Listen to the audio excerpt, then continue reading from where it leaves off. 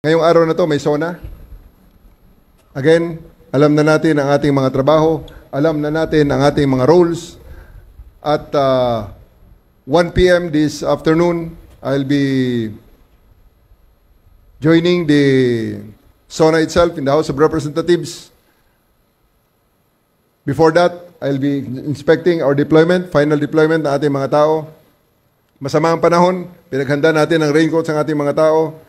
Ang ating mga kababayan din na gusto maghayag ng kanilang opinyon, ating tutulungan, siguraduhin natin na sila ay makapagsalita ng malaya, sila ay makapagpahayag ng kanilang mga damdamin, at sila ay malayang mailabas kung anuman ang kanilang mga saloobin.